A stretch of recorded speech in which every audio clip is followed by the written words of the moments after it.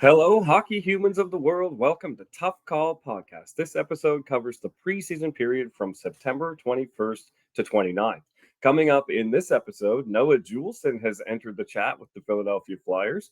And we had some big physical plays, including a huge open ice blindside hit, a kneeing penalty, a not so kneeing penalty.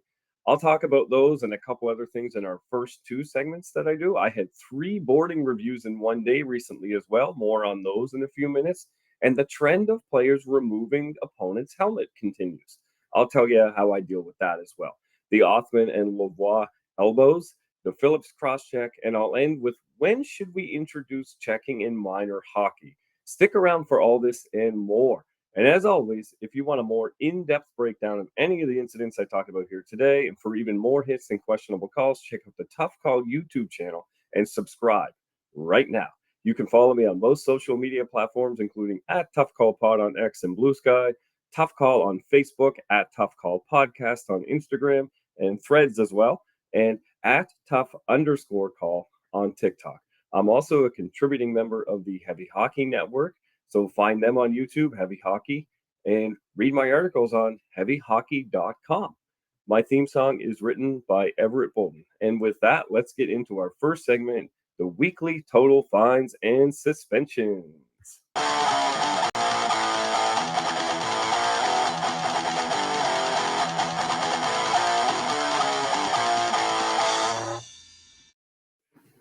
So between September 21st and 29th, the NHL's Department of Player Safety issued 0 fines and 0 suspensions. Over that same time period, I would have issued 4 fines and 8 suspensions. And usually I start by mentioning the NHL fines and suspensions I agree with, but since they haven't issued any, I'm going to have to go right into what I think they missed, starting with the 8 suspensions I would have given. So September 21st, Brennan Othman, I would have given him 4 games for an illegal check to the head of Kalen Addison. There's just no attempt to play the puck here. There's too much extension, explosion. There's too much picking the head, targeting it. There's 0 body contact other than with the head here. I think this is easily the biggest miss that the Department of Player Safety could possibly have. And I'll talk more about it later. So moving on, I would have given Isaac Phillips 7 games for cross-checking to the head of Danila Yurov. For me, cross-checking to the head is an easy one. On September 22nd, Stephen Holiday, I would have given him 3 games, for roughing on Oliver Ekman-Larsson. A 3-day suspension, that would be awesome. 3 games for roughing on Oliver Ekman-Larsson. On September 25th, Florian Xhekaj, I would have given him 3 games for boarding on Easton Cowan. On September 26th, I would have given Ethan Bear 8 games for kneeing. And he was actually given only a tripping minor penalty. For me, that was a kneeing. They missed that one as well. Gleb Veremyev, I would have given him 3 games for boarding.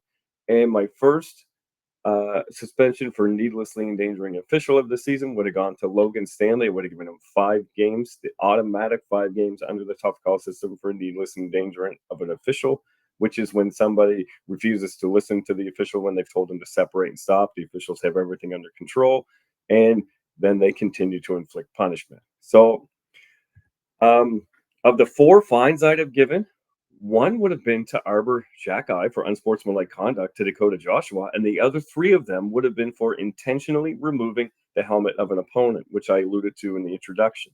I would have given 1 to Brady Tkachuk of the Ottawa Senators for his altercation with Landon Sim of the Leafs, 1 to Aiden Foster of the Tampa Bay Lightning for his part in a multiplayer altercation with the Carolina Hurricanes. And the last one I would have given to John Gibson, a goaltender, you don't see that too often, of the Red Wings, for his reaction to being run into by Philip Tomasino of the Pittsburgh Penguins. Now, I have referenced every one of those incidents on my Tough Call YouTube channel, so if you want to see any in-depth breakdowns or watch the plays themselves, you can find that on my Tough Call YouTube channel. But I just want to explain what I mean by intentionally removing the helmet of an opponent. I don't want you to get confused. There's no automatic fine for this in the real NHL. This is just my own thing, how I would deal with this, because it's becoming a big problem here.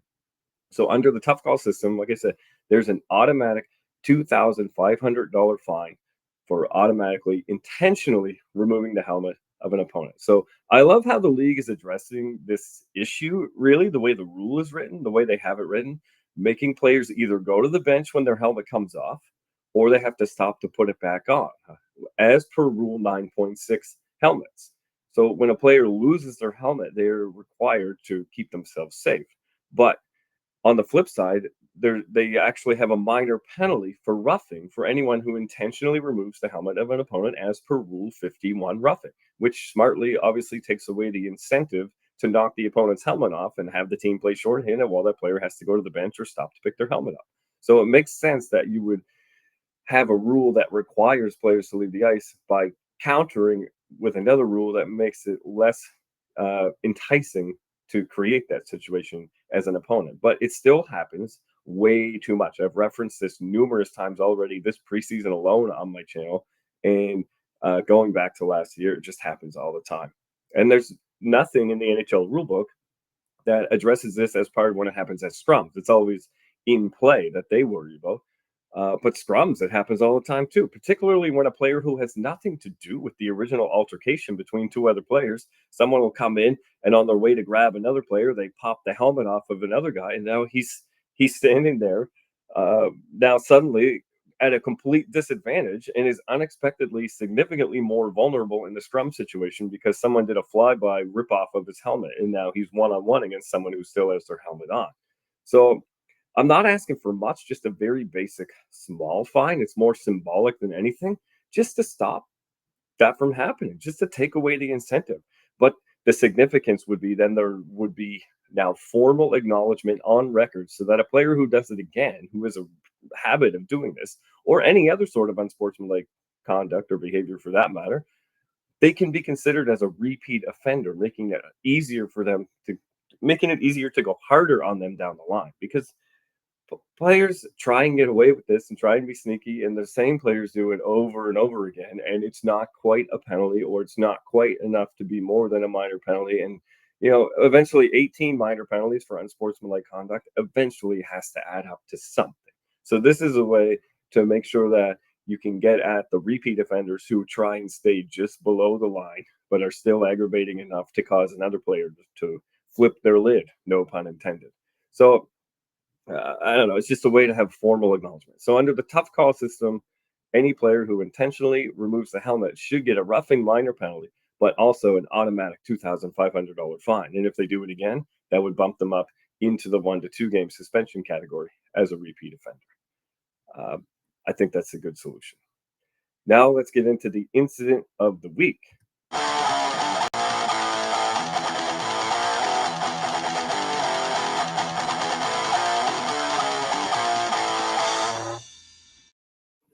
So this incident of the week is the Lilleberg interference on Stankoven, and it becomes important for me to explain why this was called. It's a good example for explaining what I mean when I talk about when a check was initiated, because that's a language and a term I use all the time.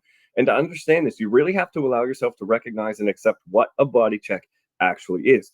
We use all these misleading terms like throwing a hit or delivering a check, but the only true correct term is finishing a check. Proper technical body contact is simply the conclusion of what amounts to a sequence of steps. It's the end of a sequence, a series of events that leads to body contact. It's not an actual action itself. And you finish that entire process with body contact. And in order to finish something, that obviously means it would have already had to have been started or initiated. And in this case, this hit just felt late, and it's because it was initiated after the puck was gone. So when fans try to determine if a check was late or not, of course, we think of the typical measurements. You try and come up with something like 3 strides concept or a second or two after the puck is gone. It's more of a vibe than an actual measurement. There's really no actual standard there. Did the hit feel like it happened in a natural amount of time for the situation? That's what you need to go off. There's no concrete answer because every situation is different and needs a different amount of time to finish and a different amount of area coverage in terms of ice. Think of it like a car trying to come to a stop. Depending on the size of the vehicle, the speed of travel, conditions for weather, every situation, you require a different amount of runway, so to speak, to come to a stop.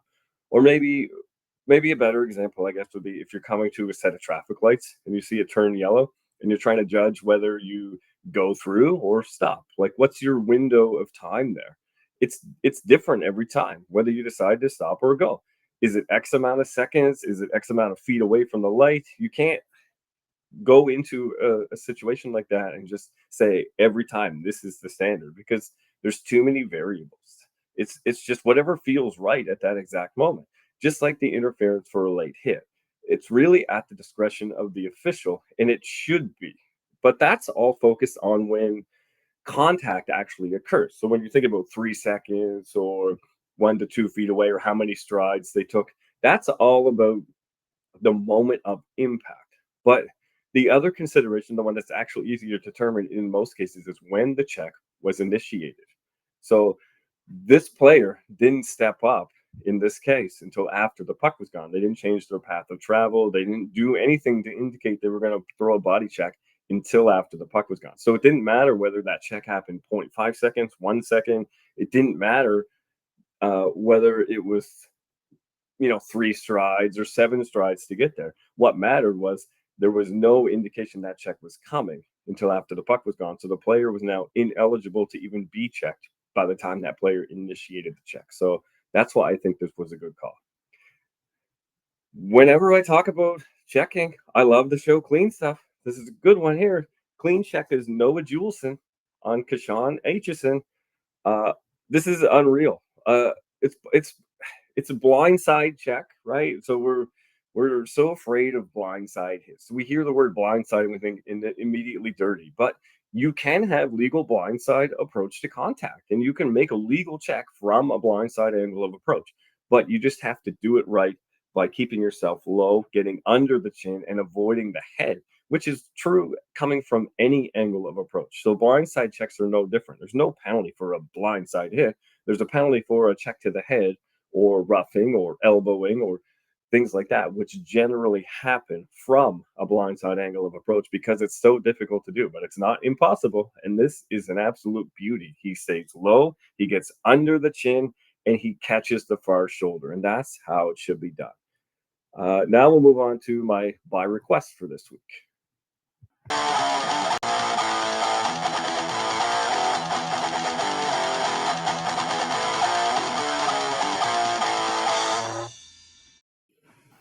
So this week's buy request is the Clevin hit on Pizzetta. I can't remember which user sent this to me, but it was a comment in one of my YouTube channel videos. In another video, there was a comment about this one, so I decided to cover it because it is a valuable example of boarding. A lot of people thought this should be boarding, and what isn't boarding, and when it's okay to check someone violently into the boards, because that's a pretty vague definition, right? So I'm going to show you the clip, and I'm going to show you the video posted on my YouTube, and I'm going to walk you through how I judge whether something is a boarding. So this situation is all about angle of approach and timing. So, is there a proper angle of approach? Was there any unnecessary outward or upward explosion to create more force? Was there any attempt to soften the impact? And was there any arm extension or follow through? Did the player leave their feet? All these things are things that determine whether someone was creating unnecessary force or contributing meaningfully to the danger of the hit that isn't a result of natural flow of play. So here you go, stick on puck, and it looks like he comes off his feet and drives up and all that, but really what happens is their feet click. He's got stick on puck, he's low, the stick is on the ice in one hand, and he angles his opponent in a way that doesn't go straight into the boards. He's going down the boards, and their feet actually clip together here, and that's what brings him off the ice. And it's the momentum of the opponent being checked that drives that player who's delivering the check actually into the boards. And there I just use that term delivering a check, didn't I? Because it's just so infused in the hockey language. So this is just the defender closing out the space down the wall and beating that opponent to that space. And they just happen to come on a collision course. And the impact is so violent that it brings them off their feet. But to me, this is a 50-50 battle, 50-50 angle of approach, not too far towards the boards, not quite far enough away from the boards to eliminate contact to the boards completely. No unnecessary outward or upward explosion, no attempt to soften the impact, but there was nothing to meaningfully contribute to the violence of the impact either. So again, 50-50. They cancel each other out. No arm extension or follow through, and he didn't leave his feet. So for me, it's not boarding, and there's of course no supplemental discipline required for this check. The bottom line for me is that, much like I said about interference, how there's kind of a vibe. Is it too late? Too is it timed properly? There's a lot of things that are judged on vibe, and in this case, this check just feels wrong, right? Like it just feels like there should be something that's not okay about how this player goes so violently into the boards. Um, but sometimes the reverse is true too. You just want it to be clean, even though it's dirty, because you just want to see checks like that. So, depending on your point of view, this is either clean or dirty. And you can't really judge everything by that. A big hit is what it is. Um, Sometimes they just happen based on the natural flow of play and the speed at which the players move. They're going to have big violent impacts, and that's a good thing. That's something I want to see in the game.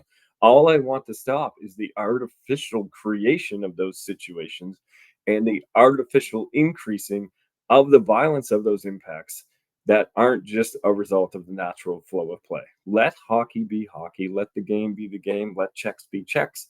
You don't need to create them when they're not there, and you don't need to take them away when they are. Let's just be neutral, just like this check was.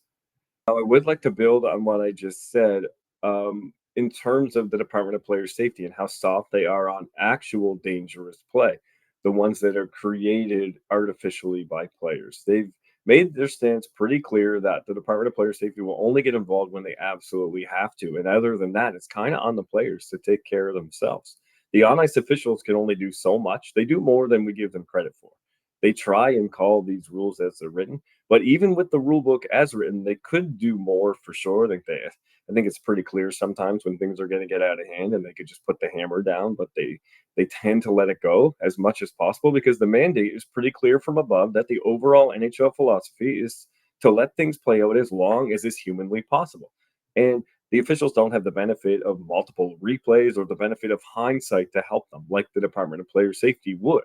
They have to make decisions in the moment based on their gut only. And it's really incredible how much the on ice officials do catch when you consider how much is going on at any given moment.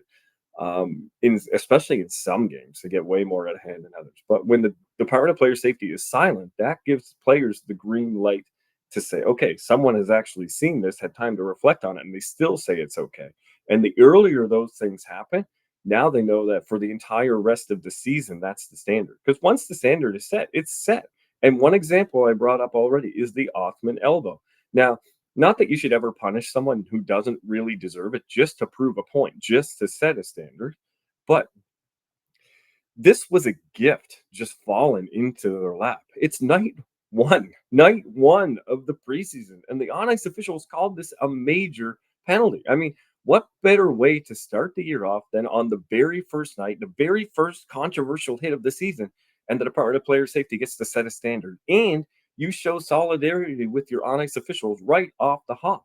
According to the NHL's own Rule 48, illegal check to the head, the three criteria are: did the player attempt to hit squarely through the body, or was the head picked as a result of poor timing, poor angle of approach, or unnecessary extension of the body upward or outward? Hello, gang's all here. And my question for the rest of the entire 25-26 season is, I mean, preseason, regular season, playoffs. I remember this is night one. So until literally next June, when the cup is handed out, what are players allowed to do? If this Offman isn't a suspension, then what is? Imagine what it will take before they finally act. And that's what scares me the most. I mean, how many of these plays now will they have to let go because of this precedent they set here in the preseason? But I mean, I don't even know why bother worrying about this because I mean, they obviously aren't. Like I said, this is what they want. Don't make the mistake of thinking I'm anti-contact though. Look around my channel at me celebrating big body checks. And not only that, but reviewing them and explaining why I like them, why they are different than this Othman hit, and what makes this Othman hit more dangerous than others. As you look around, also recognize that eliminating some of the bad hits won't end with players stopping hitting altogether like they are so afraid of. Don't give in to the myth that there's no open ice checking in hockey anymore. Honestly, if anything, the examples on here from this preseason alone are proving that I'm right. If you look around my channel and see a lot of the clean checks I posted just from the last week, there's an incredible amount there. People complaining there's no fighting anymore, no hitting, that hockey's gone soft or woke or whatever nonsense label you want to try and stick on it without actually knowing what you even mean by any of those words. I agree there's less hitting than there used to be, but I'd argue that it's back on the rise. And I'd argue it's getting better than ever because the skill has gone up. significantly. The skating ability, the agility, the body checking is a skill just like any other. And the really good high impact open ice hits from the days of yore are back because players have gotten used to the new speed of the game. We're starting to see the shift now where the veterans of the league either just in their prime or starting the back half of their careers. And also the players that are starting to establish themselves now as new known NHLers. All these players were developed in the newer, faster era. So they're better at pivoting, they're better at angling, they're better at timing, they're better at predicting the types of last second escape moves these players have been taught. We're so afraid players have been taught to turn their backs, but everyone's been on the same page now for so long that they're all starting to get into the league together. And the rest of the players that weren't of that generation are slowly either being phased out or adapting to the new style of play.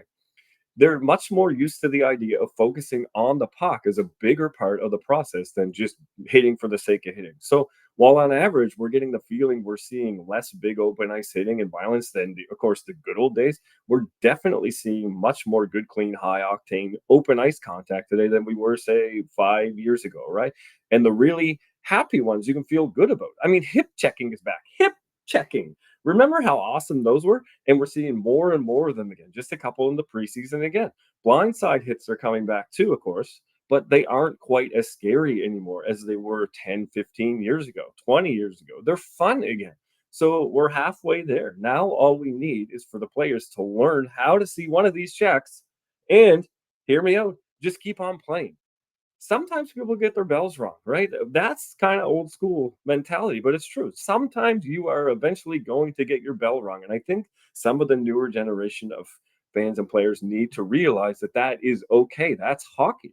The days I want to go back to, though, are the days when we let that bell ring without always feeling like we have to answer it. Like, that's the good old days to me. A nice, clean check, and you look at your teammate and you say, you should have kept your head up. Not, I'm going to go attack the player who's playing hockey the way it's meant to be played. Right? That's what we should be striving for.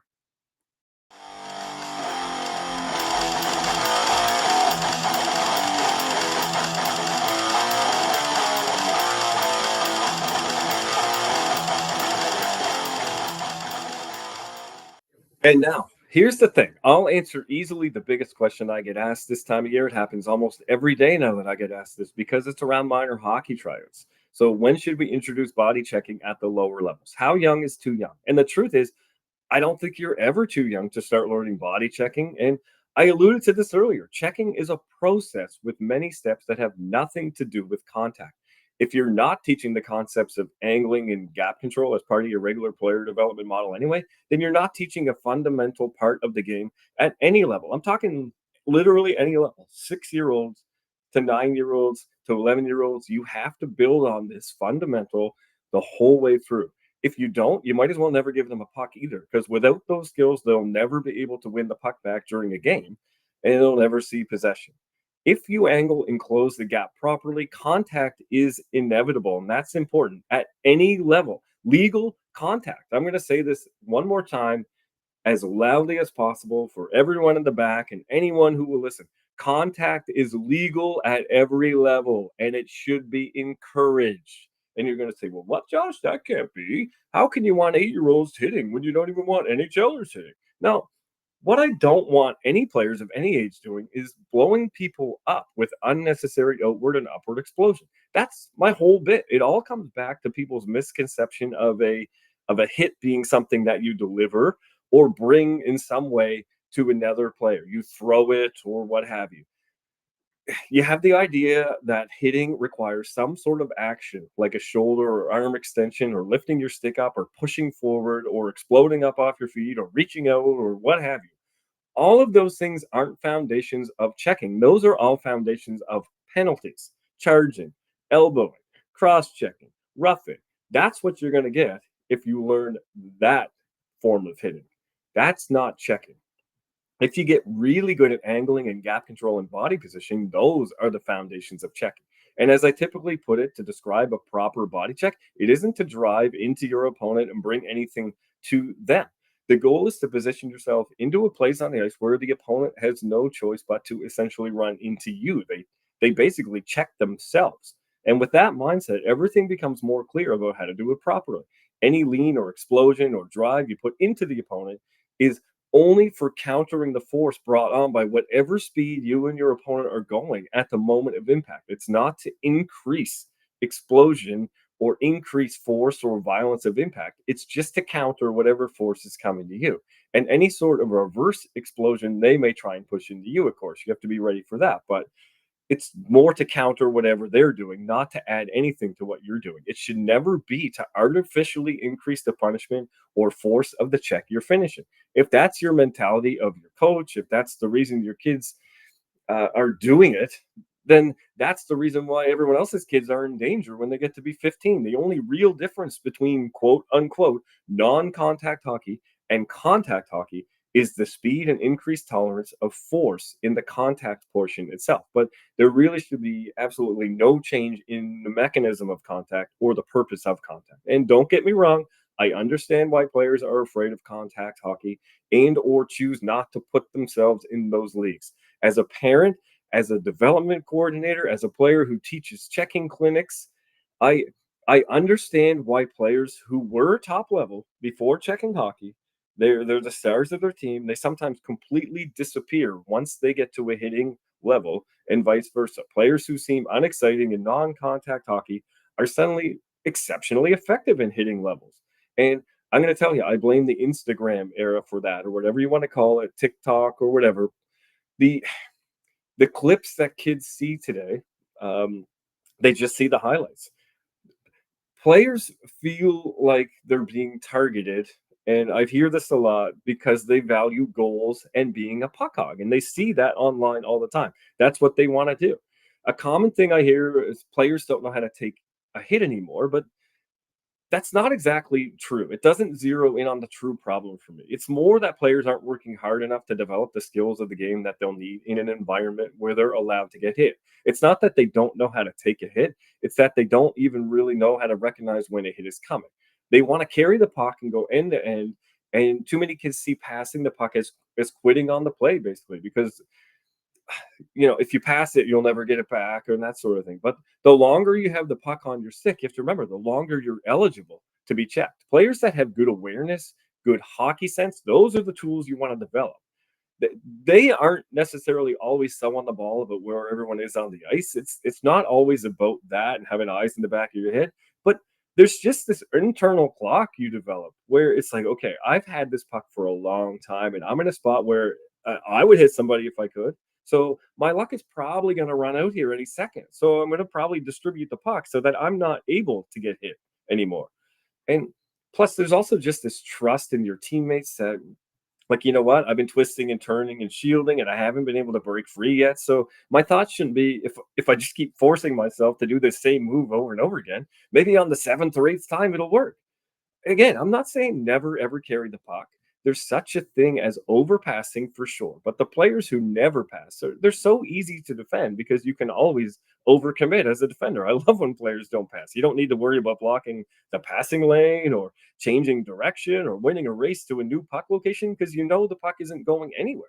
So you can close the gap faster because it's literally your only job now. You know this player's going to hold on to the puck as long as possible. So you can go right at them without any fear of getting out of position. So, to the puck carrier and their families, it looks like they've had enough.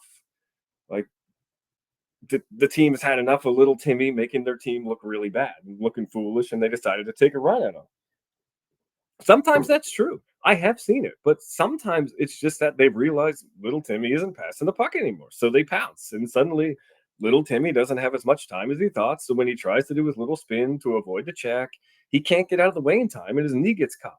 Or he doesn't react all at all except to panic. Like he doesn't know what to do. So he looks down at the puck, and all of a sudden now he's concussed.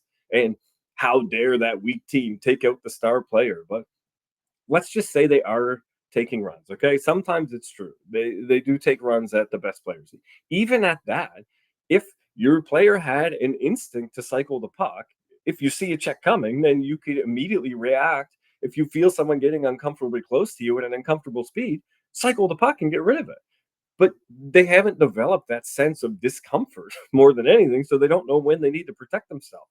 And you can develop all that without contact. It's not about lack of technique in terms of taking a check or learning how to protect yourself. It's learning when there's a dangerous situation about to arise. There's a phrase called picking your moments about when to rush with the puck and when not to. And you'll never develop the skill of picking your moments if you pick every moment to carry the puck. Now, like I said, you can overpass too. You can't develop puck protection and self awareness skills if you never hold on to the puck long enough, if you're always passing, if you're afraid to hold it. So, if you hold on to the puck too long before you pass, you're setting your teammates and yourself up for failure. But if you only pass as an overpasser, then you'll never develop that fear either. And having said that, here's the key: if you only pass when you have to because you're out of options, the other team will know that too as a puck carrier. So instead of taking the hit yourself, you've now put your teammate in the same position you were just in with no time and space because you set your teammates up to fail by passing only at the last second or when you already have no other options and they're closing in. So now you will never get the puck back because that player won't be able to hold on to it. So you have to pass with a purpose and you have to learn how to time your passes to make everyone on your team safe and to give everybody on your team the time and the space to be effective with the puck. And looking at the like the tryouts, I'm telling you, like looking at the Instagram and all that, and everyone paying their kids for goals, and that's what some kids need that motivation. Okay, you want your kid to shoot more, to hold on to the puck more. Those are the kids you need to pay to score. The kid that already all they want to do is score, they don't need money for that. You're trying to coach that out of them and make them complete hockey players, and you're doing your coach a disservice. You're doing your player a disservice by paying a goal scorer to score goals. Pay them for something else if you're going to pay them at all, or better yet, don't pay them at all. But it's no wonder that's what evaluators tend to value as well, because all they want is great practice players. So if you're an evaluator for a minor hockey association, I will just ask one thing of you. When you see a player that carries the puck a lot and is able to drive one on one and do all these things, shoot it up top shelf every time you see that player gain possession of a puck in a tryout, in a scrimmage, take note of how the puck got to them. Because behind every flashy player, there's typically a grinder in there digging the puck out, doing the work for them. And that's not a knock on the flashy player at all. You need the flashy players, but you can't only have flashy players. You need a hockey team. And like I said above, the best players on a skill sheet aren't always the best players when it comes to a hockey game because there's more to hockey than pucks and cones and stick handling and carrying the puck and shooting. If you want to solve the problem of injuries in youth hockey, then start developing and valuing game players in all facets of the game, not just practice players. And that's the show for today, everybody. My theme song is written by Everett Bolton. Remember to find me on social media at Tough Call Pod on X and Blue Sky, the Tough Call page on Facebook, at Tough Call Podcast on Instagram, and at Tough_Call on TikTok. Subscribe to my Tough Call on YouTube and follow and rate my podcast on whatever platform you listen to me. Go to Heavy Hockey YouTube and heavyhockey.com as well. See you next week.